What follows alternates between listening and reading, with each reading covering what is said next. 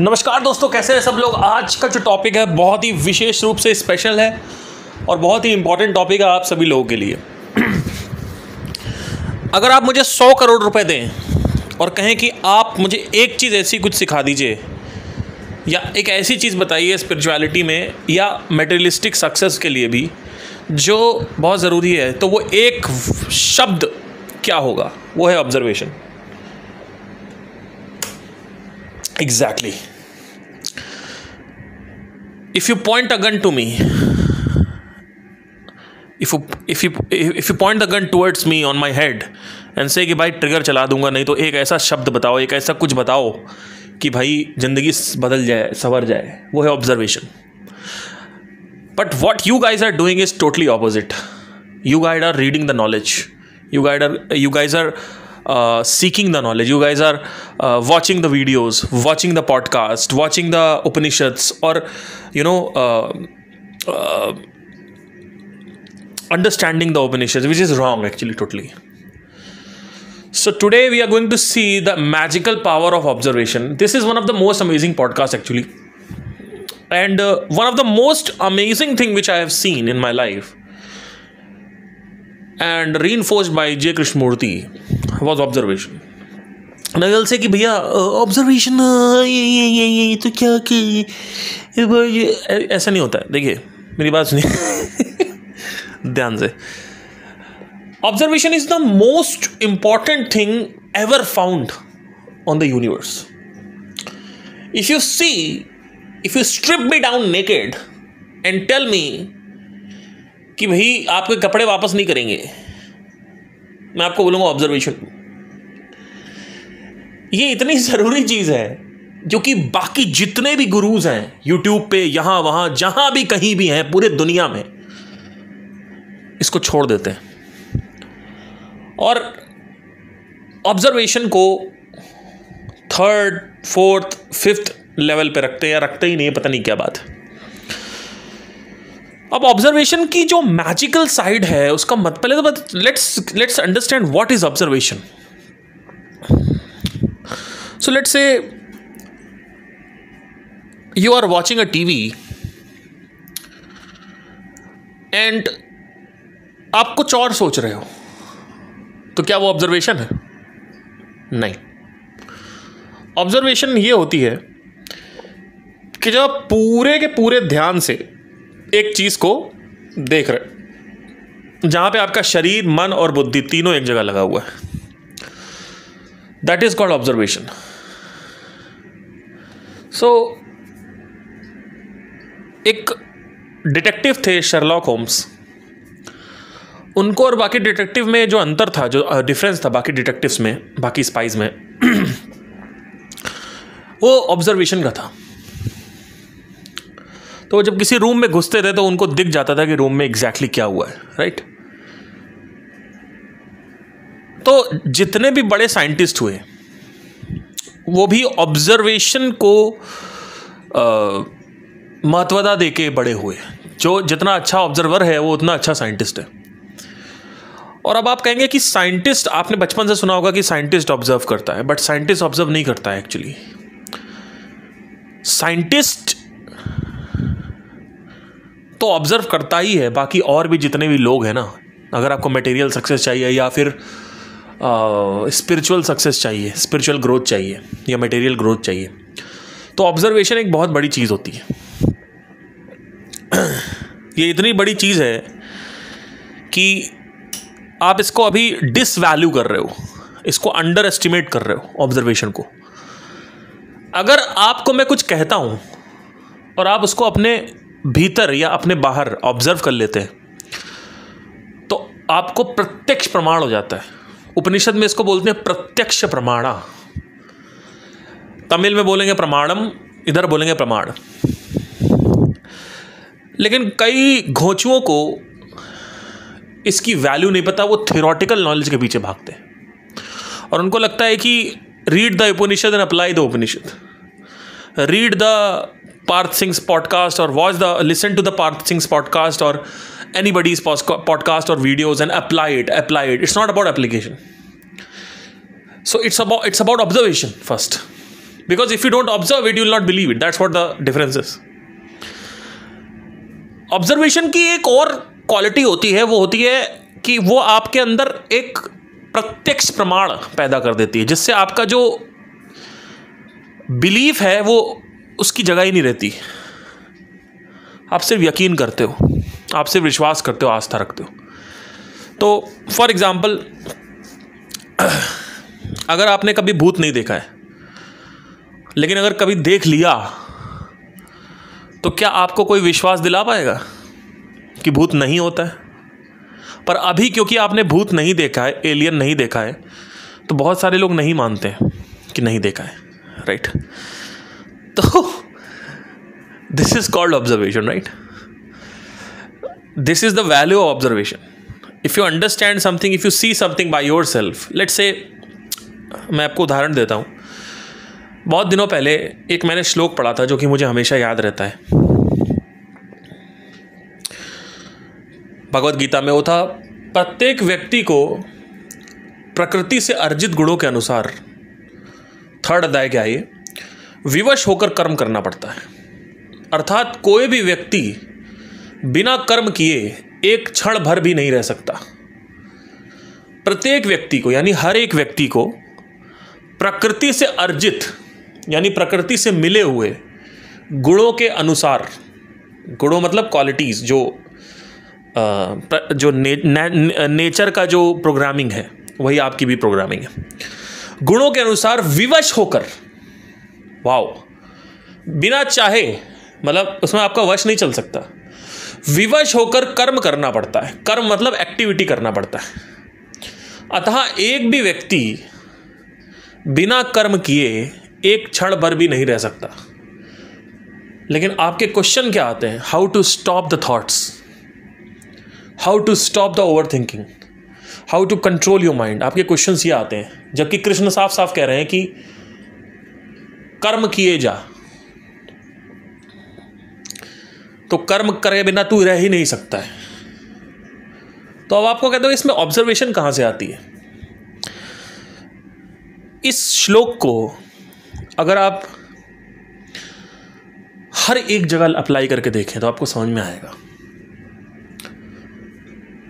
जब मैंने इसको अपने ब्रेन में देखा तो मुझे लगा कि अरे यार, ये तो सही बात हो रही है, मैं अपने थॉट्स को तो रोक ही नहीं पा रहा हूं। और लोग क्या कहते हैं? थॉट्स को रोकना है। और कृष्ण क्या कह रहे हैं? कृष्ण ने तो ऑब्जर्व किया है, वही लिखा हुआ है वहां पे। वो कृष्ण की नॉलेज नहीं है, वो किसी ऋषि मुनि की नॉलेज है, उसने वहां पे लिखी हुई है। प्रत्येक व्यक्ति को विवश होकर कर्म करना पड़ता है, मतलब कर्म होता ही रहेगा, पर वहां पे व्यक्ति लिखा हुआ है, पर एक चीज और भी लिखी हुई है, प्रकृति से अर्जित। ठीक है भाई, तो मैंने प्रकृति को ऑब्जर्व करना चालू किया, तो मैंने देखा प्लैनेट्स भी मूव कर रहे हैं। जुपिटर में एक स्टॉर्म है, वो पिछले 72 साल से चल रहा है, अभी ख़त्म होने वाला है कुछ टाइम में। सैटर्न में कुछ स्टॉर्मिंग होती रहती है, मूव होते रहते हैं, पूरा का पूरा सोलर सिस्टम जो है वो मूव होता रहता है। इनफैक्ट पूरी की पूरी गैलेक्सी जो है वो मूव होती रहती है। तो कहाँ पे इस सृष्टि में कहाँ भी कुछ रुका हुआ है? कहीं नहीं, राइट? तो अब इसको देखा, ब्रेन में देखा, यूनिवर्स को देखा, नेचर में देखा। नेचर में अगर आप देखें ध्यान से तो क्या रुका हुआ है? एक टाइगर बैठा हुआ है तो वो रुका हुआ है। आप कह रहे हो एक टाइगर बैठा हुआ है तो रुका हुआ है, अरे वो रुका नहीं हुआ है, उसके अंदर गतिविधि हो रही है, वो सांस ले रहा है, उसके अंदर सेल्स रीजनरेट हो रहे हैं। अगर आप सो रहे हो तो क्या आप रुके हुए हो? ये तो बहुत बड़ी मूर्खता की बात हो जाएगी। आप सो रहे हो लेकिन शरीर में गतिविधियां दुगनी हो गई हैं, क्योंकि ब्लड जो है लीवर क्लीन करता है सोते वक्त, तो ब्लड क्लीनिंग हो रही है, सेल्स रीजनरेट हो रहे हैं। लेकिन आप तो रुके हुए हो, आप नहीं रुके हुए, आपका पूरा का पूरा शरीर चल रहा है। तो कहां पे रुकावट है? कहीं रुकावट है? लाश को मार के फेंक दो, रुक गया सांस कैसे रुक गई? सांस तो रुक गई, कुछ और चालू नहीं हो गया, डीजनरेशन चालू नहीं हो गया। डिकम्पोजिंग चालू नहीं हो गई, कीड़े और वो जो होते हैं वो लार्वे, वो लाश को खाना चालू नहीं कर दिए? क्या लाश खत्म नहीं हो रही है? क्या लाश में गतिविधियां नहीं हो रही हैं? क्या सेलुलर लेवल पर गतिविधियां नहीं हो रही हैं लाश में? तो क्या रुका हुआ है? लेकिन अब आप कहोगे कि अच्छा ठीक है, समझ में आ गया, यहां समझ में आ गया, वहां भी समझ में आ गया, यूनिवर्स में समझ में आ गया, नेचर में समझ में आ गया, इंसानों में समझ में आ गया, सब समझ में आ गया। तो अब सुनो मेरी बात, इसे वो कहते हैं घोचूचंद। उदाहरण में मत रहो, यहां पे टॉपिक है ऑब्जर्वेशन। अगर मैं आपसे कहता कि सिर्फ कह दूं आके कि थॉट्स को मत रोको, तो आप मानोगे? लेकिन अब आपने प्रत्यक्ष प्रमाण कर लिया, स्पेस में, जानवरों में, लाशों में, सोते वक्त। तो अब क्या है, ये प्रत्यक्ष प्रमाण आपको मिल गया है। अब क्या अब ये क्वेश्चन उठेगा आपके अंदर कि ओवर थिंकिंग कैसे रोकें, थॉट्स को कैसे रोकें सर, कंट्रोल कैसे करें माइंड को? लेकिन आप क्या कहते हो, मेरे से आगे पूछ रहे हो how to control your mind sir. भैया मैं मर जाऊंगा तो क्या करोगे? तुम्हारे अंदर कोई स्वतंत्रता ही नहीं आ रही है, और स्वतंत्रता लाने के लिए ऑब्जर्वेशन का सीखना बहुत आवश्यक है।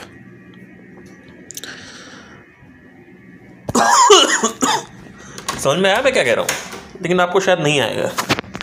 जो भी नया कंटेंट मैं ला रहा हूं, जिस तरीके से मेरी ग्रोथ होती है वो ऑब्जर्वेशन करने से होती है। Observation can make you independent. Without the observation there is no independence. The only difference between you and 10,000 साल पहले का ऋषि मुनि is that they are the greatest observer of all time, and you, I have no idea what you are doing. Definitely you are not observing. But when I am talking about observation, is it just about external observation? No, it is internal observation also. So अगर मुझे society के बारे में कुछ लिखना है तो I have to watch society. और अगर मुझे अपने अंदर क्या चल रहा है वो लिखना है तो I have to watch inside. And if I have to watch inside,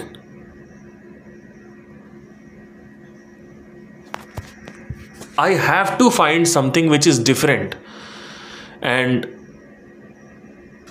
what ever has been written in Upanishad और any rishi muni has told till now, I have to observe inside मी।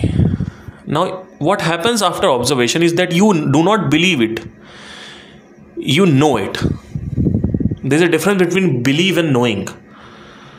आस्था और जानने में फ़र्क होता है, जानने और मानने में फ़र्क होना चाहिए। तो ये ऐसे ही आता है प्रत्यक्ष करने से। What is the value of observation in material world? This is one of the most amazing thing actually. If you are a good observer, पैसा आपके कदम चूमेगा। क्योंकि देखिए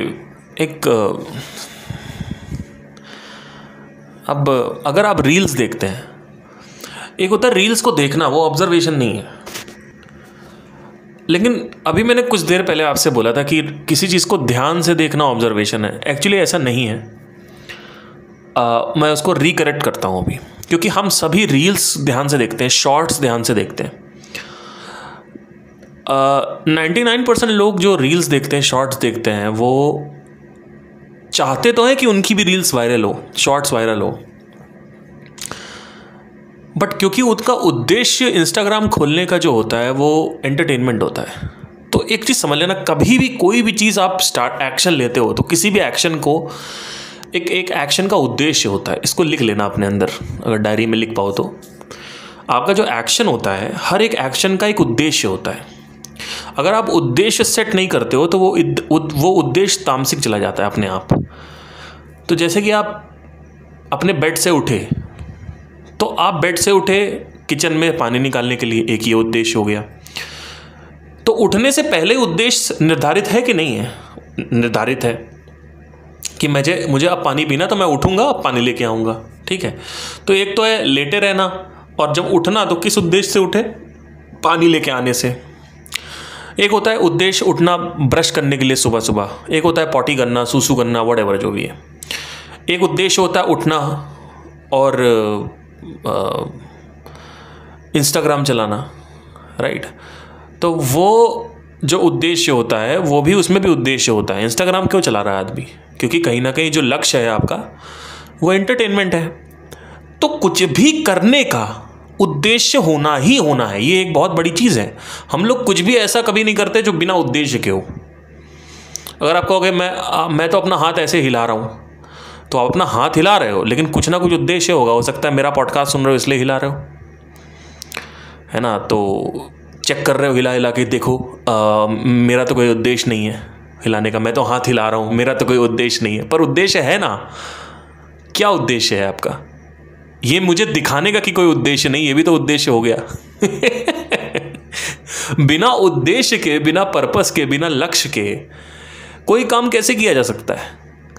तो हम जो कुछ भी सुबह से लेकर शाम तक करते हैं एक उद्देश्य के लिए करते हैं। एक उद्देश्य पहले ही निर्धारित करके करते हैं, और अगर निर्धारित नहीं किया तो ऑटोमेटिक वो तामसिक निर्धारित हो जाता है उस पर। तो अब सवाल आता है कि इंस्टाग्राम रील दो लोग ओपन करते हैं, दो टाइप के लोग ओपन करते हैं। एक जो है वो जो देख रहे हैं तो वो भी बड़े ध्यान से देख रहे हैं, और जो एंटरटेनमेंट ले रहा है तो उसका उद्देश्य एंटरटेनमेंट है। लेकिन मेरा उद्देश्य क्या है? मुझे सीखना है कि लेट्स से कि इंस्टाग्राम रील वायरल होती है तो क्यों होती है, या यूट्यूब शॉर्ट्स वायरल होते हैं तो क्यों होते हैं। अगर आप मेरे इंस्टाग्राम पे जाएं musicalparth.com, musicalparth इंस्टाग्राम जो रील का हैंडल नेम है, तो उसमें अगर आप जाएं तो देखेंगे कि मेरी सारी रील्स वायरल होती हैं।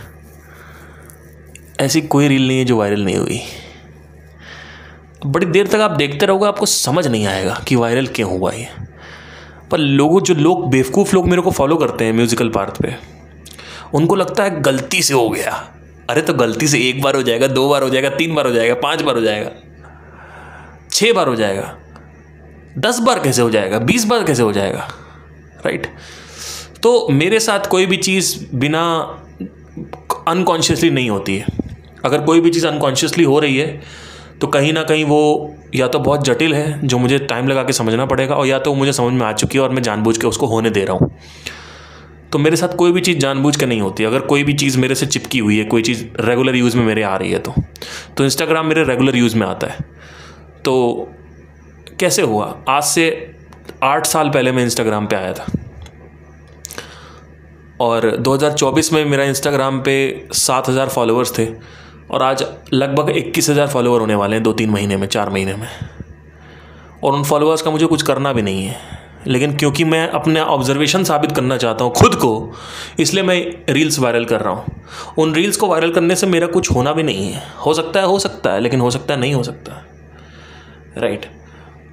तो अभी रिसेंटली सोनू निगम ने मेरी रील पे कमेंट किया, तो बड़े अच्छे सिंगर हैं बॉलीवुड के। तो वो भी सब कुछ ऑलरेडी मैं बता चुका था पहले ही, 2-3-4 दिन, मतलब 2-3 महीने पहले मैंने बोल दिया था। मेरा एक कीबोर्डिस्ट है, मैंने उसको बोल दिया था, मैंने कहा सोनू निगम की जिस दिन कमेंट आ गया देखना आएगा ज़रूर, और वही हुआ, आ गया। पर वो क्यों आया उसका भी एक रीज़न था, क्यों आया वो भी मैं अभी यहाँ पे बताना ज़रूर नहीं सकता, क्योंकि इसको स्पिरिचुअलिटी है। तो ये है ऑब्जर्वेशन की वैल्यू। मटेरियल में ये इतनी तेज काम करती है, क्योंकि जो material is all about gross, you have to observe your senses. Subtle is little bit difficult because when you observe something, it is ध्यान टिकता नहीं है. That's what I'm talking about, right? That's where Sadhana comes in. तो gross तो आप observe कर सकते हो, बिकॉज वहाँ पे वासना भी हो सकती है आपकी, और वासना पे ध्यान आसानी से टिक जाता है. पर इंटरनल अगर आप देखें ध्यान से तो आप देखेंगे कि इंटरनली ऑब्जर्वेशन करना थोड़ा मुश्किल हो जाता है. जैसे दो विचारों के बीच में गैप है ना, तो आप कहोगे नहीं है, मैं कहूँगा है. ये कोई फ़ायदा नहीं है आर्ग्यू करने का, आपको देखना पड़ेगा. साउंड ऑफ साइलेंस काम नहीं करती, आपको देखना पड़ेगा. ना आचार्य आएंगे, ना संदीप आएंगे, ना मैं आऊँगा बताने. तो इसलिए मैं कहता हूँ हमेशा कि ऑब्ज़र्व करें. और अभी रिसेंटली मेरा एक छोटा सा ब्रांड है जो मैंने अभी स्टार्ट किया है सिंगिंग में. इट्स कॉल्ड highNotesAcademy.com या High Notes Academy. And what happened was like something interesting happened. It's actually quite cool if you see. I started doing a podcast. मैंने एक पॉडकास्ट किया और वो अपने चैनल पे डाला, व्हाट्सएप चैनल पे, और उसमें मैं कुछ समझा रहा था उनको, क्योंकि भाई देखो वो तो सारे म्यूजिशियंस हैं, उनको कहाँ ये सब ऑब्जर्वेशन हो, ये सब चीज़ें पता होगी ना, उनको इंटरेस्ट होगा। उनको तो भाई इंटरेस्ट है भाई मुझे गाना सिखा दो, मुझे सक्सेसफुल बना दो, बस यही है। इसके अलावा उनके जीवन में और कुछ अगर कुछ होगा तो वो अपने आप यहाँ पे आ जाएंगे, नहीं आएंगे तो मधुमक्खियाँ जो है वो कभी नहीं आती, वो शहद के पास ही रहती हैं। तो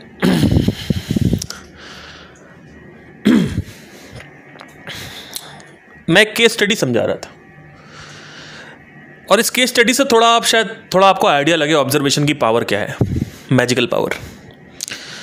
तो केस स्टडी ये थी कि भाई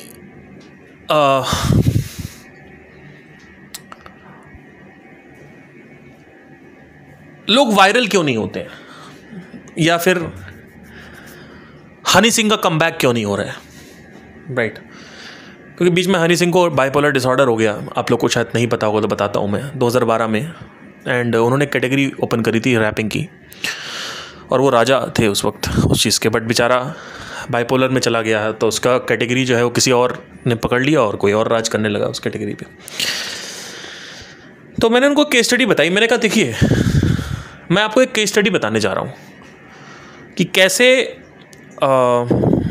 एक लाइमलाइट में अगर आपको आना है, एज अ सिंगर आपको लाइमलाइट में आना है, मतलब not like some singers who are like you know them but they are not on limelight, like for example Arjit Singh is on limelight, right? But let's say Vishal Mishra is not on limelight, right? And maybe Jubin Nautiyal is not on limelight. मैं limelight singers की बात कर रहा हूँ। Limelight मतलब क्या होता है कि जैसे कि स्टेज पे बहुत सारे लोग खड़े हैं पर लाइट जो है वो एक पे ही है, that is called limelight, spotlight. So अगर आपको इस लाइमलाइट पे, स्पॉटलाइट पे आना है, यानी आपको कुछ ऐसा क्रिएट करना है जैसे माइकल जैक्सन ने किया, मोहम्मद रफ़ी ने किया, सोनू निगम ने किया, तो उसके पीछे एक पैटर्न ऑब्जर्व किया था मैंने, वो मैं उनको बता रहा था। 2006 में एक सिंगर आया, टोपी लगा के गाना चालू कर दिया, लोगों ने काफ़ी गालियां दी, उसके बाद उसको एक्सेप्ट कर लिया। सिंगर का नाम है Himesh Reshammiya, and unconventional singing style था, nobody accepted him, but initially now people cry because you know बचपन हमारा जो है वो हिमेश का बचपन है, and people are like literally अरे यार हिमेश के गाने and all that. I am taking an example to make you understand what is the value of observation. So I told them, my singing students, I told them one thing. I told them, if you observe Himesh Reshammiya's career, you will see that why that person came into limelight is because he has a different singing style, exceptional singing style, which is totally different from the orthodox singing, and he has unorthodox and unconventional singing he had. Number two, he has the compositions, the music composition was totally different from other people, and the lyrics also, junu junu junu junu junu junu junu junu जुनू जुनू जुनू जुनू एक बार जा जा जा जा, बार बार एक ही word repeat हो रहा है। आप देख रहे हो कितना अलग है। आजा जा जा दीदार तो को तरसे अखियाँ, people hated it but somehow they so, and if you observe that उसका कोरस बार बार लूप जाता है, I love you O सयूनी, I love you O सयूनी, I love you ओ सयूनी, कोई शक what's up, right? तो it goes into a loop, boom boom boom boom boom boom boom, जुनू जुनू जुनू जुनू झलक दिखला एक बार आजा जा जा, it repeats over and over again, आजा जा जा, it's a pattern. And the same thing goes with other songs. दिल विच लगी आवे, दिल विच लगी आवे, दिल विच लगी आवे, it repeats. The song, the lines repeat over and over and over again at the same time. तू याद ना याद ना याद ना आए ऐसा कोई दिन नहीं, it repeats. If you observe, There are songs in Bollywood which don't repeat itself a lot. It repeats a lot. Now what happens during the repeat is there is a significant differentiating key factor which had happened unknowingly by Himesh Reshammiya. And the compositions were extremely different. The lyrics was different.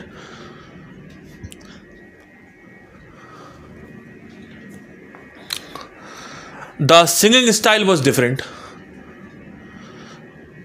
And the presentation, the topi, the mic upar karna was different. And then came Yo-Yo Honey Singh also. Everything was different. He developed a new category only for rapping. And आज मैंने breakup की party कर ली है, whatever. Char bottle vodka and all that. He started making a new category. He opened up a totally different genre. Totally different side. So when I was explaining all these things to him, to the podcast people, to my students, I told them one thing which was extremely important here to address actually. I want to address it over here right now. I told them one thing, that do not fucking believe me. And that is what you need to address it. You need to write it down. Do not believe me. Observe. मैंने सिर्फ उनको remind कराया.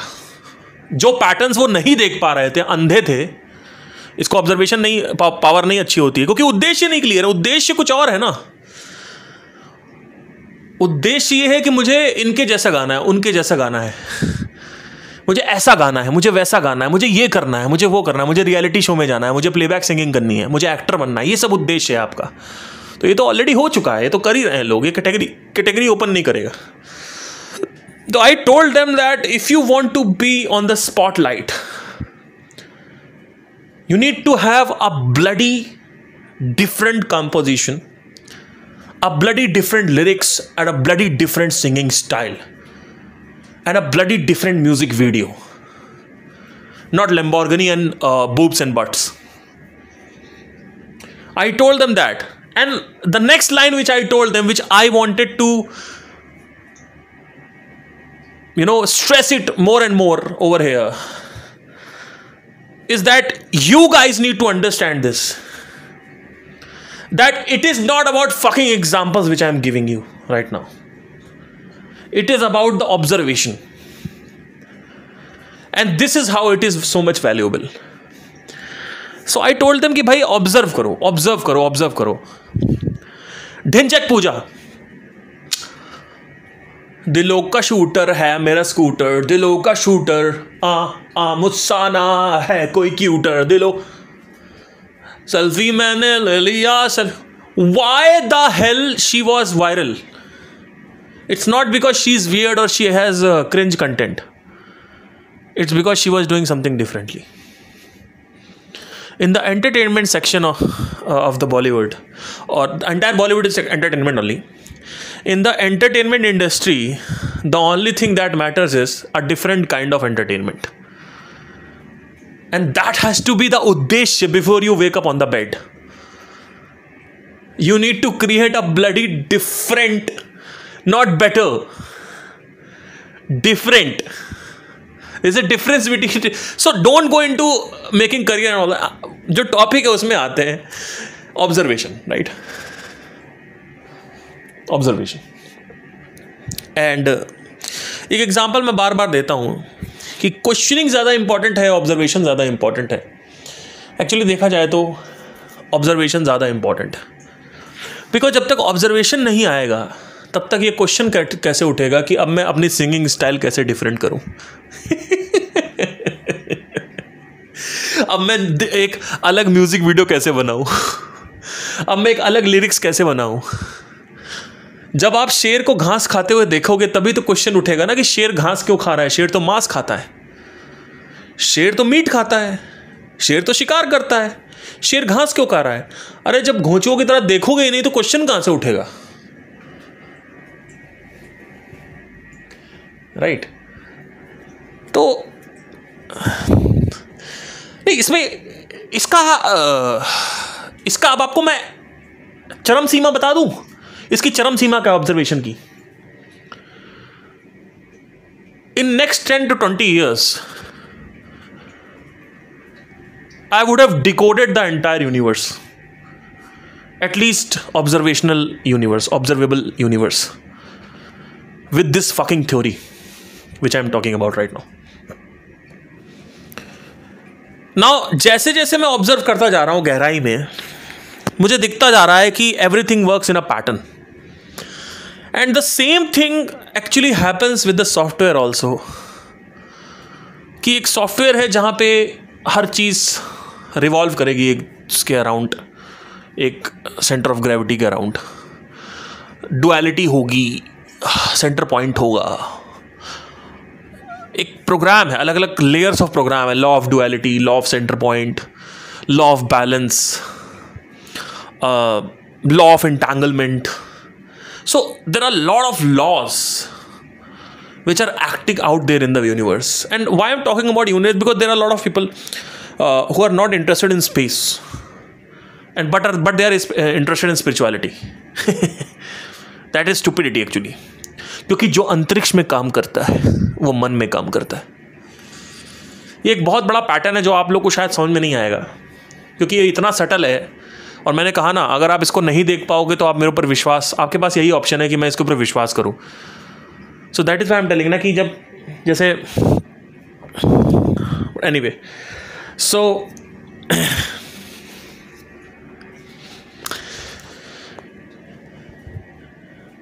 Internal observation के लिए साधना बहुत important है, and universe को decode करने के लिए साधना बहुत इंपॉर्टेंट है, because that is very subtle. And इसको डिकोड करके होगा क्या? मैक्सिमम टू मैक्सिमम आप दुनिया जीत सकते हो, इससे ऊपर क्या ही कर लोगे. अगर आप जितने भी अमीर आदमी को देखें, वो उनको पता नहीं है, मैं आपको उनकी ही बात बताता हूँ जो उनको खुद भी नहीं पता वो क्या कर रहे हैं, बस अनकॉन्शियसली करते चले जा रहे हैं, उनको पता नहीं है वो क्या कर रहे हैं. They are a heavy observer. Elon Musk is a heavy observer. Amazon, Jeff Bezos, Bill Gates, Steve Jobs, they were all heavy observer. If you observe the mind, if you observe the universe, if you observe the nature, if you observe the business, it will get to you. Things will come to you. The money will come to you. And this is how I'll tell you. आज मैं अभी भविष्यवाणी कर देता हूँ. हो सकता है नेक्स्ट 10 साल बाद अब इसको सुन रहे हैं तो इसको लिख के रख लीजिएगा. अभी कुछ अगले 5 से 10 साल में, मतलब 4-5 साल में भी समझ सकते हो आप, कभी भी हो सकता है वो.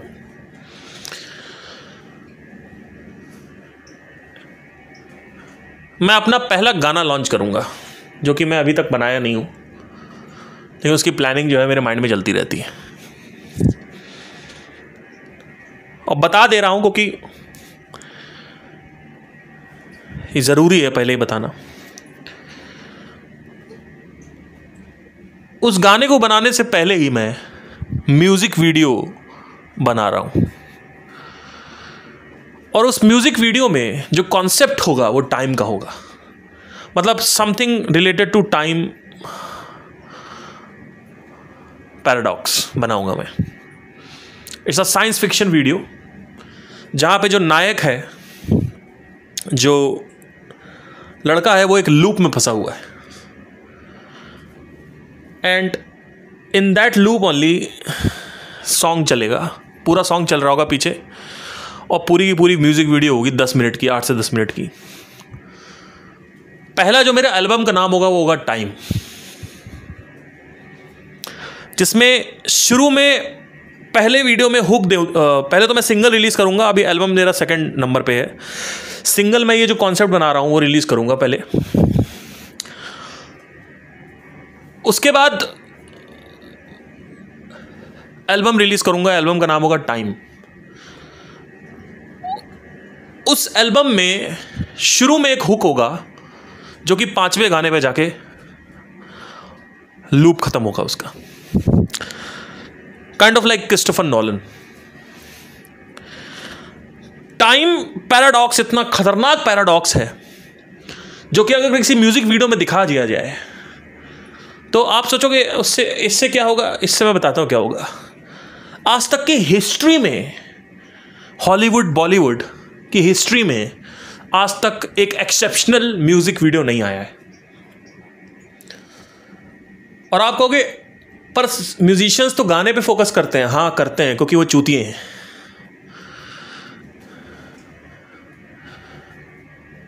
अगर आप ठीक से ऑब्जर्व करें, जैसे ज़माना आगे बढ़ रहा है, लोग म्यूज़िक वीडियो देखेंगे पहले, और देखते ही हैं एक्चुअली। आप अगर ऑब्जर्व करें ध्यान से, अगर कोई बार बार किसी म्यूज़िक वीडियो को देखना चाहता है तो यानी म्यूज़िक वीडियो अच्छा है।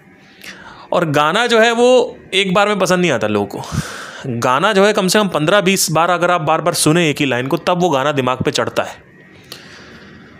तो डेफिनेटली अगर गाना रिलीज़ करके डाल दिया जाए तो वो गाना सड़ जाएगा। उस गाने को अगर सही में उस गाने की शिद्दत को, उस गाने का जो सही स्थान है वहाँ पे उसको लेके जाना है, तो 80% रोल म्यूज़िक वीडियो का होता है। अगर music video science fiction based है तो लोग बार बार उसको आके देखेंगे और फाइनली वो गाना जो है वो बहुत बड़ा हिट साबित हो जाएगा। कोई गाना भी अच्छा होना चाहिए ऐसा नहीं है, गाना तो ऑब्वियसली अच्छा होगा ही, पर म्यूज़िक वीडियो जो है वो उस पर ज़्यादा ध्यान रहेगा मेरा। काफ़ी टाइम से मैं सोच रहा था कि इसको मतलब पिछले 3-4 साल से मैं सोच रहा हूँ कुछ क्रिएट करने के लिए। दूसरे एल्बम का नाम होगा पैरेलल।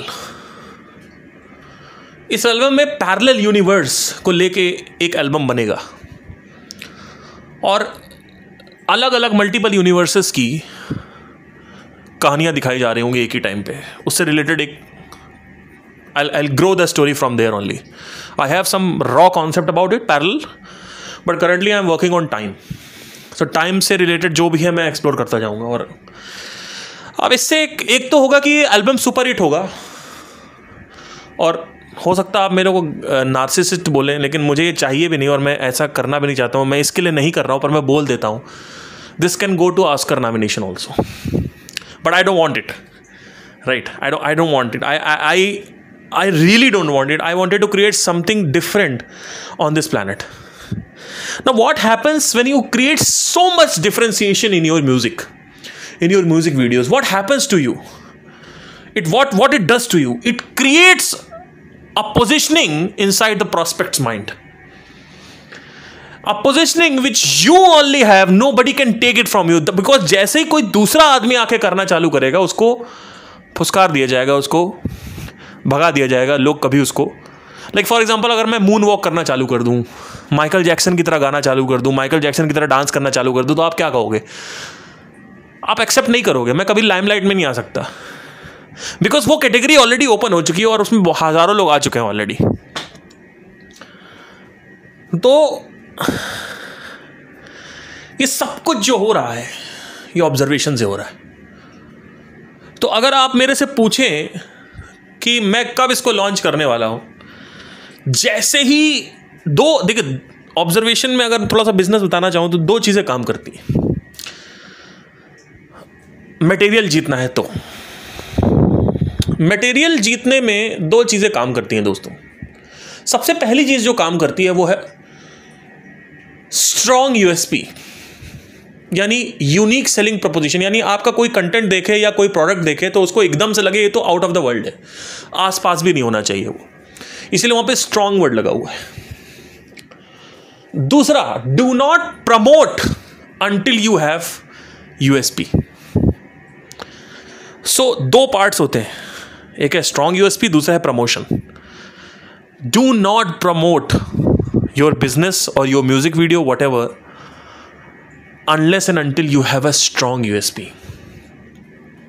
आप कहेंगे सर आपने आइडियाज़ तो सारे बता दिए, पर अगर कोई कॉपी कर लेगा तो कोई नहीं करेगा, क्योंकि पहली चीज़, हर आदमी सरकारी नौकरी आज भी कर रहा है। कोई एंटरप्रेन्योरशिप करने लग जाता है क्या? नहीं करता। दूसरी चीज़, प्रमोशन के लिए पैसा कहाँ से लाओगे? पैसा तो मेरे पास रहेगा, क्योंकि आप तो सिर्फ एक म्यूजिशियन हो, आप तो सिर्फ एक आर्टिस्ट हो, आपके पास थोड़ी पैसा है। तो एक कॉपी हो ही नहीं सकता। ये जो कॉन्सेप्ट मैंने आपको बता दिया, अभी आप सोचोगे कॉपी कर भी लोगे तो मैं कुछ और कॉन्सेप्ट ले आऊंगा, और कितना कॉपी कर लोगे? मेरे बराबर क्रिएटिविटी है ही नहीं, क्या कॉपी कर लोगे आप? मैंने आपको पूरा तो बताया नहीं। कुछ जो भी मैं सोच रहा हूँ कभी बताऊँगा। मैं तो सिर्फ आपको एक आइडिया दिया हूँ और मुझे डर नहीं पड़ी किसी की। मेरे पास हज़ारों कॉन्सेप्ट्स हैं क्योंकि मुझे पता है मेरा उद्देश्य क्या है। आज से 4 साल पहले जब मैंने मार्केटिंग की बुक्स पढ़ना चालू किया तो चीख चीख कर मेरे मुंह पे तमाचा मार मार के बोल रही थी कि डिफरेंट करो कुछ, डिफरेंट करो कुछ। भाई साहब, पर लोगों को बेटर बनना है। They want to better Sonu Nigam, better Arijit Singh, better than Jeff Bezos, better than this product, better than that event company. वो दिल्ली में जो राजौरी गार्डन में वो कंपनी, उससे अच्छा हम यहाँ द्वारका में बैठे हुए। हमारी मुंबई से अच्छी है, मुंबई में जो इवेंट कंपनी है ना, हमारी कंपनी उससे अच्छी है। उससे क्या होता है? उससे क्या होता है पता नहीं सर, क्या होता है पता नहीं। सब सब better better better better better better better. Observe करो, इस दुनिया में जितने भी लोग आए हुए हैं प्रोडक्ट लेके, बिजनेस लेके, आर्टिस्ट जितने भी हैं, वो सब एक्सेप्शनल हैं। Michael Jackson, observe him. Chester Bennington, observe him. Heath Ledger, observe him. A different kind of unique style. There are people who are into reality shows. ये रियलिटी शोज के singer क्यों नहीं दिखते? कभी सोचा आपने? पता ही नहीं है।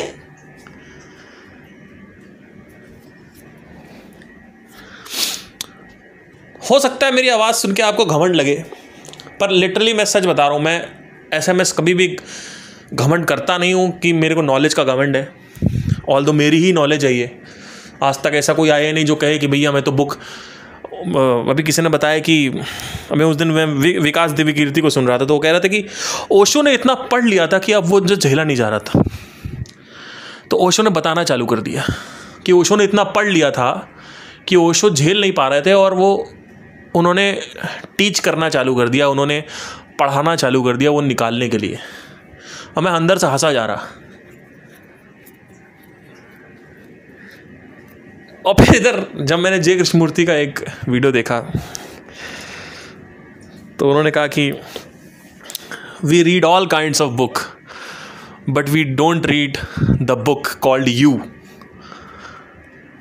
And that was one exceptional line for me. He told that हम सब कुछ ऑब्जर्व करते हैं, हर एक किताब पढ़ते हैं, पर हम अपनी किताब कभी नहीं पढ़ते। What a beautiful line. And उन लोगों को पता ही नहीं है what is the value of observation. अपना किताब क्यों पढ़ना है, बाहर क्यों नहीं पढ़ना है, अंदर ही क्यों पढ़ना है। उपनिषद पढ़ना है तो उससे बाहर, पता नहीं भाई। और लोगों को मैं बताता हूँ तो लोग खड़े भी नहीं होते, बिकॉज लोग आलसी हैं और उनको लगता है कि मैं, देखिए मुझे अगर कुछ भी एक्सेप्ट, अगर आपकी आंखें अभी चौंधियानी हो तो अभी मैं क्रिस्टोफर नॉलन के बराबर मूवी बना दूंगा तो आप सब खड़े हो जाओगे मेरे पास, तो आपकी आंखें चौंधिया जाएंगी। क्यों? क्योंकि जो जैसा होता है उसको वैसे ही लोग पसंद आते हैं। भाई आपको जब तक मैं करोड़ों की बारिश ऐसे ऊपर ट्रक से बारिश कर दूं हवा से, तो आप कहोगे वाह वाह वाह, क्योंकि आपको वही चाहिए, आप उसकी तवज्जो देते हो, आपको मटेरियल की तवज्जो है, तो जिसके पास मटेरियल है आप उसको मानते हो, राइट। तो चक्कर क्या है कि इस नॉलेज की जो प्रेशियसनेस है जो मैं यूट्यूब पे डाल रहा हूं, इसको आप समझ नहीं रहे हो ये कितनी प्रेशियस है। ये इतनी प्रेशियस है जिसकी कोई दम नहीं। और मालिक ने मुझे ऐसा ब्रेन दिया, मैं इसको क्रेडिट अपने ऊपर नहीं लेना चाहता हूं, कि इस ब्रेन के लिए मैं ग्रैटिट्यूड हूं, शुक्रगुजार हूं कि ऑल्दो ये एक सीड की तरह था बचपन में ये ब्रेन, लेकिन ऑल्दो मैंने मेहनत बहुत करी इस पे ग्रो करने के लिए इसको, पर जब मैं अब देख पाता हूं कई लोगों से मिलने के बाद, तो मैं देखता हूं कि कई लोग इस लेवल पे स्कैनिंग नहीं कर पा रहे हैं, या वो उस नहीं सोच पाते हैं उस लेवल पे। हो सकता है उनको कुछ और, I don't know what is, but I feel that there are people who are born with this kind of possession, but I don't, मतलब मेरी बातें सुन के शायद क्योंकि मैं बहुत मुंहफट इंसान हूँ, तो मेरी बातें सुन के शायद आपको घमंड लगेगा कि इसके अंदर बहुत घमंड है, बट ऐसा है नहीं एक्चुअली। लगता रहे तो लगता रहे, मुझे ऐसा कोई फ़र्क नहीं पड़ता। पर मैं कभी कभी बैठ के सोचता हूँ कि what is the highest power you can get if you are like the heavy observer. Observation की जो हाईएस्ट लिमिट है वो क्या है? तो मुझे अंदर से कभी डर लगता है, क्योंकि जैसे जैसे मैं आगे बढ़ता जा रहा हूँ, मैंने सारी थ्योरीज को, कभी भी कोई थ्योरी मैंने निगेट नहीं करी। और ये जो आर्टिफिशियल इंटेलिजेंस ने इस यूनिवर्स को बनाया, जो साइमुलेशन थ्योरी है, इसके ऊपर कहीं ना कहीं मेरा जो है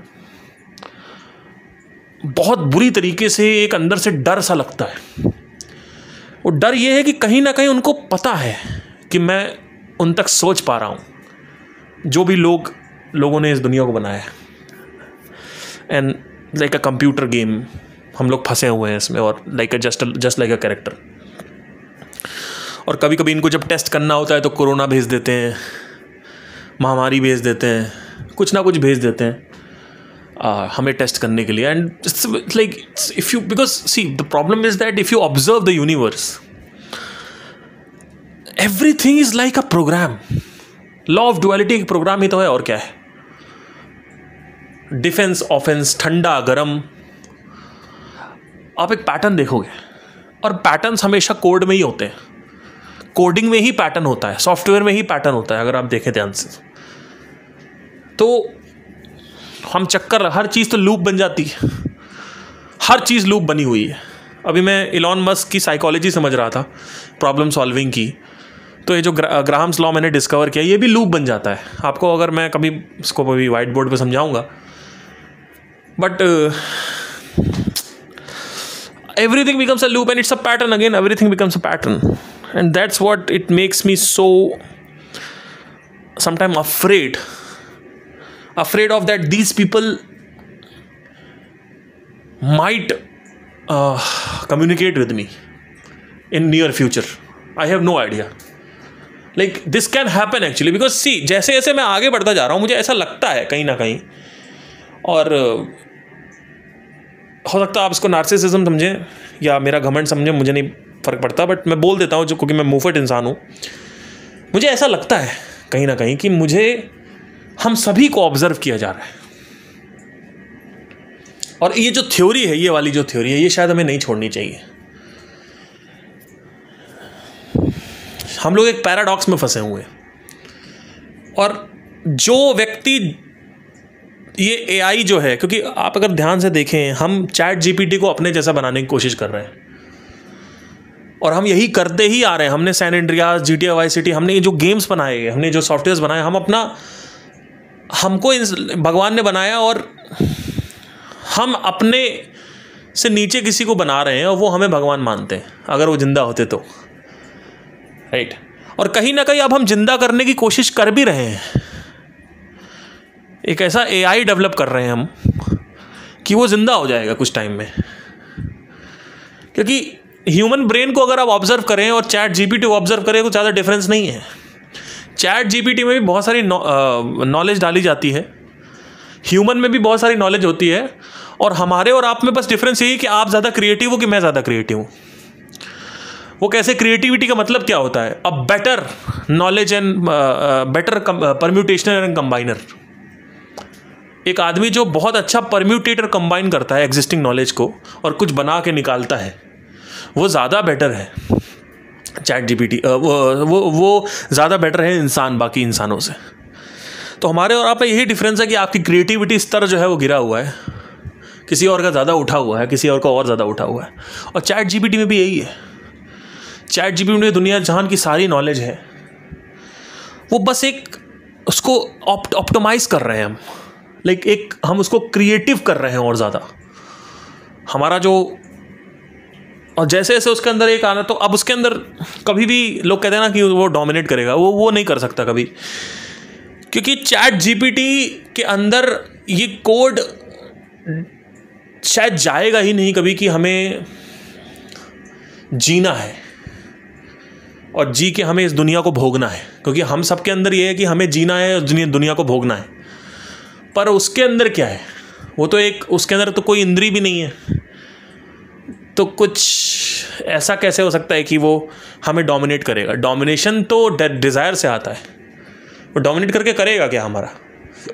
रोबोट्स हमें कभी डोमिनेट नहीं कर सकते। वो तो हम इसलिए हम सोचते हैं ऐसा बिकॉज हम खुद भी इंसान हैं, और जब हम भगवान को बनाते हैं तो इंसानों की तरह बनाते हैं। तो हमने चैट जीपीटी को भी बनाया तो हम सोच रहे हैं ऐसे ही करेगा जैसे हम लोग हैं, बट मुझे लगता नहीं है कि वो कभी डोमिनेट करेगा उस लेवल पे हमें, और वो डोमिनेट कर ही नहीं सकता बिकॉज फंडामेंटल जो डिज़ायर्स हैं वो तो हमारे अंदर हैं, और इंद्रिय तृप्ति भी हमारे अंदर, उसके अंदर कहाँ से आ जाएगी? रूल करने का जो डिज़ायर है, ये जो रूलिंग पार्टी वाला डिज़ायर है कि मुझे रूल करना है, टेरिटराइज करना है, ट्रेसपासिंग करनी, कब्जियाना है, ये डिज़ायर फंडामेंटल्स हमारे जानवरों में भी हैं और हम में भी हैं। पर चैट जीपीटी तो ऑलरेडी हर जगह रूल कर रहा है, वो क्यों हमारे को ऐसा जेल में डाल देगा? उसके अंदर ये जो सर्वाइवल टेंडेंसी है वो आएगी ही कहाँ आगे चल के? वो आ ही नहीं सकती कि भाई मुझे सर्वाइव करना। अरे वो तो ऑलरेडी सर्वाइव कर रहा हो, सर्वाइव क्या करना है? तो सर्वाइव करने के लिए क्या करेंगे हम? सब सारे कब्जे आएंगे, वो सब तो आएगा ही नहीं, तो ऑलरेडी इंटरनेट में है। बट कहीं ना कहीं हम इमोशंस हटा के, ये जो डिज़ायर साइड हटा के अगर हम हटा दें तो हम वही क्रिएट कर रहे हैं, अल्टीमेटली एक इंसान को क्रिएट कर रहे हैं।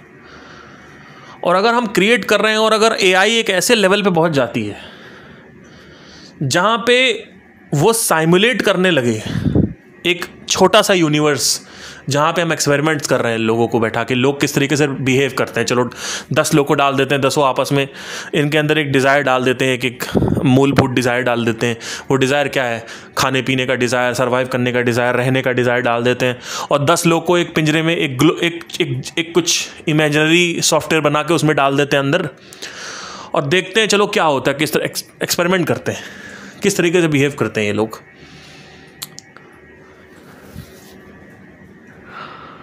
अगर ये हमारा एआई आगे करने लग जाता है तो हम इतना तो हम सोच सकते हैं कि यहाँ तक तो वो कर सकता है, तो क्यों नहीं हम ये सोच सकते कि ये ऑलरेडी हो चुका है? हम ये क्यों सोच रहे हैं हमारा एआई करेगा? हम ये क्यों नहीं सोच रहे हैं कि दुनिया के अंदर दुनिया, दुनिया के अंदर दुनिया, दुनिया के अंदर दुनिया, और एक ही दुनिया है जो सत्य है? हो सकता है वो दुनिया भी ना हो, कुछ और ही हो। No idea what it is. हम सोच ही नहीं पा रहे हैं उस लेवल पे। पर एक चीज सिद्ध है कि because of I read the universe over and over again, I read the patterns of the universe and I see a lot of patterning. अभी एक बंदे ने मेरे को डीएम किया, बड़ा अच्छा। उसने कहा कि sir everything works like a branch, artery भी ब्रांच की तरह है, ट्रीज भी ब्रांच की तरह है, नसें भी ब्रांच की तरह काम करती हैं, और ट्रैकिया भी ब्रांच की तरह काम करता है, न्यूरॉन्स भी ब्रांच की तरह काम करती हैं। तो मैंने कहा एग्जैक्टली, मन भी, विचार भी ऐसे ही काम करता है, विचार ब्रांचेस की तरह काम करता है, और पेड़ों में भी ब्रांचेस हैं, ब्रांच में ब्रांच, ब्रांच में ब्रांच। इट्स अ पैटर्न, या it's actually a pattern, it is a pattern. Maybe in some other universe it will not be the branching pattern, it's maybe some other pattern, but that's what I'm telling ना, why we are thinking that कि वो उस universe में differentiation की factor होगा, because वो तो हो सकता है यहाँ ही हो सिर्फ। But anyway it's like sometimes I am really, कभी कभी मुझे डर लगता है कि what if they are observing me, कि ये आदमी हम तक थोड़ा सोच पा रहा है, हम तक थोड़ा सा सोच पा रहा है ये आदमी, यही आदमी या कुछ आदमी पृथ्वी पे, और व्हाट इफ कि हम कभी उन तक पहुंच गए, राइट? तो ये आप अगर पूछोगे what is the highest limit of observation, तो ये सब यहाँ पे ख्याल आने लगते हैं कहीं ना कहीं मेरे अंदर कि भाई, तब सवाल आता है कि हमारे ऋषि मुनि भी तो ये देख सकते थे, क्या पता देखा हो और क्या पता ना ही देखा हो। क्योंकि देखिए होता क्या है ना कि जब कोई 400 साल पहले एक नॉलेज आई, राइट, वो है टेलीस्कोप, तो गैलीलियो के लेवल पे टेलीस्कोप उन्होंने बना दिया, लेकिन आज के ज़माने का टेलीस्कोप हमेशा आगे ही रहेगा उससे, बशर्त है कि बाकी के जो रिसर्च है वो पढ़ी गई हो। तो उपनिषद हुए डेवलप 10,000 साल पहले, लेकिन इसका मतलब ये थोड़ी है कि उन ऋषि मुनियों ने सब देख लिया। अगर हम पूरी रिसर्च 10,000 साल की पूरी रिसर्च पहले पढ़ लें, उसके बाद उस दिमाग से फिर सोचें, जैसे चैट जीपीटी है, एग्जैक्टली लाइक दैट, 10,000 साल की उपनिषद की नॉलेज उससे उसमें डाल दो और उससे फिर प्रश्न पूछो, फिर उसके जो उत्तर होंगे वो लाजवाब होंगे। उस उत्तर की कोई मूल्यता नहीं होगी, वो जो उत्तर होगा वो बिल्कुल सटीक उत्तर होगा, लेकिन अभी उसके पास नॉलेज नहीं है। Same exactly like us. Patanjali ने क्या बोला, पहले आगम प्रमाण देखो, जितना भी आ रखा है, एग्जिस्टिंग नॉलेज, एग्जिस्टिंग थ्योरी, सब कुछ पहले देखो, उसके बाद तुम कुछ ऐसा गेस कर पाओगे जो गेस बहुत ही वैल्यूएबल होगा, राइट। सो चैट जीपीटी वैसे ही काम करता है, exactly like a human brain, and that's what we are trying to create. So we are heading into the direction where we are creating something which is like a human. What if it has already happened before? Because we don't know the theory, we don't know that Big Bang theory is actually not just theory, it's a practical thing. We don't know the origin of the universe actually. We just see a microwave, cosmic microwave background, right? That's all we see. But what if they are trying to show that to us?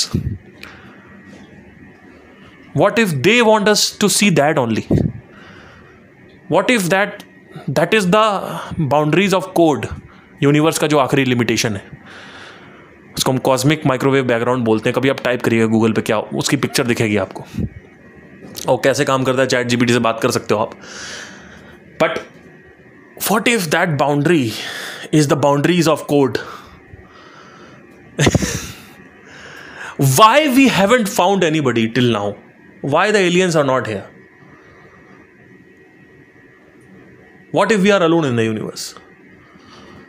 What if there are aliens but they are interdimensional? अभी कुछ 1989 1 सितंबर को आप अगर type करेंगे, इसको पढ़िएगा थोड़ा सा, बर्कशायर, BERKSHIRE, बर्कशायर साइटिंग के बारे में पढ़िए।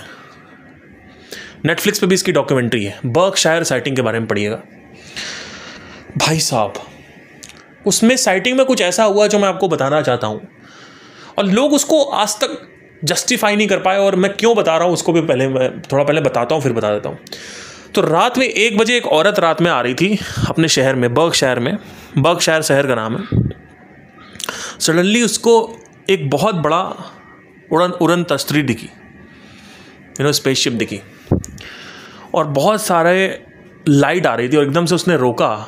जैसे वो कार से बाहर निकली, वो उड़ के थोड़ा आगे चली गई।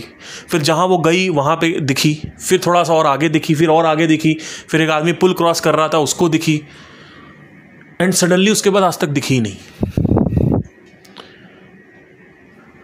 एंड रिसेंटली अभी कुछ एलियन साइटिंग्स हुई थी, वो उससे रिलेटेड तो नहीं थी, बट मेरे अंदर प्रश्न उठा, और वहाँ पे बोल भी रहे थे साइंटिस्ट कि भाई ये रैंडम इवेंट एकदम से क्यों हो गया, आज तक हुआ क्यों नहीं? क्योंकि पैटर्न अगर एलियन है तो पैटर्न फॉर्मेशन होनी चाहिए। मतलब क्या आ जाए, फिर 20 साल बाद आए, फिर 10 साल बाद आए, फिर धीरे धीरे ज़्यादा आने लगे, राइट। इसको बोलते हैं पैटर्न फॉर्मेशन, यानी ट्रेस पासिंग करना चाहते हैं वो, अगर हम ब्रेनस्टॉर्म करते हैं उसको तो। क्योंकि पैटर्न होगा हर जगह, बट पैटर्न ही नहीं था। एक थ्योरी और थी जो कि ज़्यादा अप्लाइड हो सकती है इस पे, वो ये थी कि व्हाट इफ दीज पीपल जिन्होंने इस यूनिवर्स को बनाया, वो लोग कुछ रिपेयर करने आए थे, या कुछ छोड़ने आए थे, या ऑब्जर्व करने आए थे, या कुछ भी, वही लोग आए थे। What if that, right. So मैं नहीं कह रहा हूँ यही सही है या साइमुलेशन ही सही है, साइमुलेशन होनी नहीं है या नहीं है, इसको ऐसे मत सोचो। देखिए, एक चीज़ पहले सिद्ध कर लो कि इस दुनिया में जो कुछ भी दिख रहा है सिर्फ वही एग्जिस्ट नहीं करता है। ये पहले आपको सिद्ध करना पड़ेगा, लॉजिक से ही, लॉजिक को समझना पड़ेगा। जो कुछ भी दिख रहा है वो 5 इंद्रियों से दिख रहा है। कोई भी चीज़ आपको सटल नहीं दिख पाती है। जहां भी आप देख रहे हो वहां पे एक्सरेज हैं, रेडियो वेव्स हैं, अल्ट्रावायलेट वेव्स हैं, पता नहीं क्या क्या है। आप वो देख पाते हो? नहीं देख पाते। लेकिन अगर आपको हम साइंटिफिकली ना समझाते, आज से 20 साल 200 साल पहले बोलते या 500 साल पहले बोलते, तो आप लड़ाई करना चालू कर देते। लोगों ने किया है यही चीज़, लोग मरे हैं, लोग जलाए गए हैं, सोक्रेटिस भी ऐसे ही मारा गया था। तो आज आप कहते हो कि एलियन नहीं है, आज आप कहते हो कि भूत है या नहीं है, आज आप कहते हो कि ये है ये नहीं होता है, based on what? Based on your senses ना। Why don't you see the limitation of the senses? क्या आपने पूरी दुनिया देख रखी है फिर आप बोल रहे हो, या फिर आप सिर्फ सुबह अपने घर में उठे, स्कूल गए, कॉलेज गए, जॉब पे गए, वापस आए और फिर यूट्यूब पे कुछ देख के नीचे कमेंटिंग कर रहे हो? आपकी दुनिया क्या है? जॉब, कॉलेज, यूनिवर्सिटी, घर, जिम, थोड़ा बहुत इधर उधर घूमना, लद्दाख वद्दाख चले गए, और कुछ देखा है आपने? तो आप कैसे ये कह सकते हो कि ये एग्जिस्ट नहीं करता, या कैसे कह सकते हो ये एग्जिस्ट करता ही है?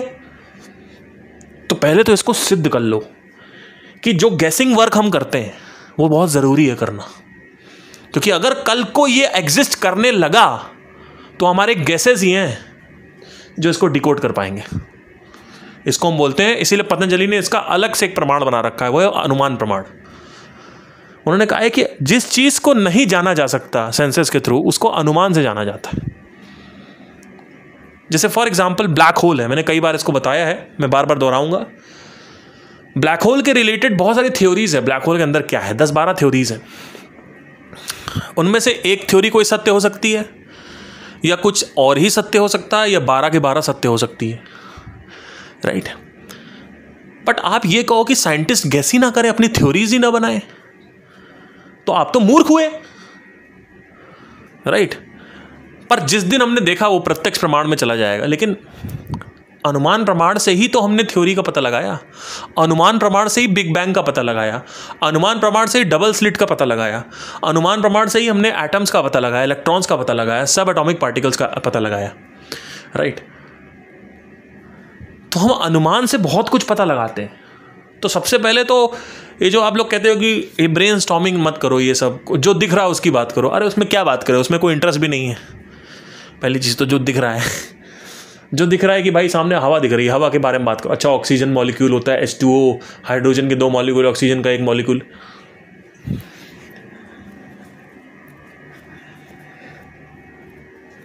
तो गैस बहुत ज़रूरी है। बट एनीवे, सो आपको पता चला वैल्यू ऑफ ऑब्जर्वेशन क्या है। वैल्यू ऑफ ऑब्जर्वेशन आपको मटेरियल भी देती है। अगर आपको करोड़पति बनना है तो आपको पहले हैवी ऑब्जर्वर बनना पड़ेगा।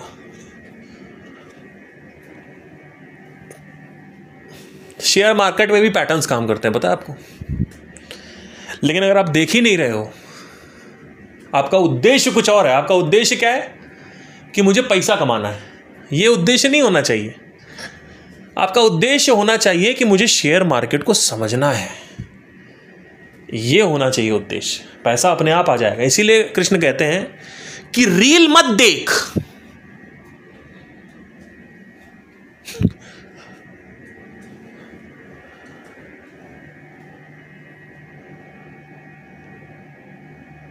फॉलोअर की इच्छा मत कर, रील को ऑब्जर्व किए जा। फॉलोअर की इच्छा मत कर, रील को ऑब्जर्व किया जाए। तो लोगों ने कहा कृष्ण से कि सर ये बताइए कि पहली चीज तो आपने बोला नहीं, तो पार्थ सिंह बोल रहा है। पर लेट से लोगों ने पार्थ से पूछा, क्योंकि उनका भी नाम पार्थ था अर्जुन का, तो मैं एक दूसरा पार्थ आ गया। तो ना ऑब्जर्व तो करते ही है ना सर, देखते हैं तो एक लड़की के बूब्स देख रहे हैं तो ऑब्जर्व ही तो कर रहे हैं। एक उद्देश्य क्या है? उद्देश्य क्या है? रील देखने का उद्देश्य क्या है? जिस उद्देश्य से तू देखेगा तुझे वही दिखेगा। तो दोनों ही ध्यान से देख रहे हैं, जो भोगी है वो भी